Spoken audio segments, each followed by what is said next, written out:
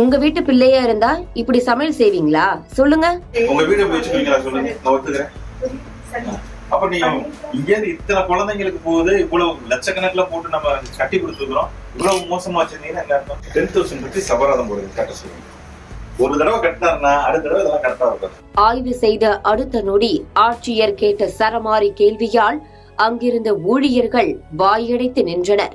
அடுத்தடுத்து அங்கிருந்த அரிசி முதல் பருப்பு வரை அனைத்தையும் எடுத்து ஆய்வு செய்துவிட்டு ஆட்சியர் போட்ட உத்தரவுதான் ஒரு நிறுவனத்தையே அதிர வைத்துள்ளது.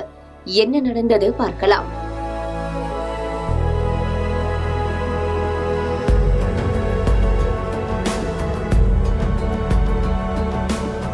தருமபுரி நகராட்சி உட்பட்ட அரசு நடுநிலைப் பள்ளியில் திடீரென காலை உணவு திட்டத்தை ஆட்சியர் சதீஷ் திடீர் ஆய்வு மேற்கொண்டார். அப்பொழுது மாணவர்களுக்கு சமைத்து வைக்கப்பட்டிருந்த உணவை எடுத்து சாப்பிட்டு பார்த்த ஆட்சியர் அடுத்த நொடி அங்கிருந்த மொத்த சமையல் பொருட்களையும் ஆய்வு செய்ய தொடங்கினார். ஆட்சியர் ஆய்வு செய்ய தொடங்கியதும் ஊழியர்கள் பதட்டத்துடன் பார்த்து கொண்டிருந்தனர்.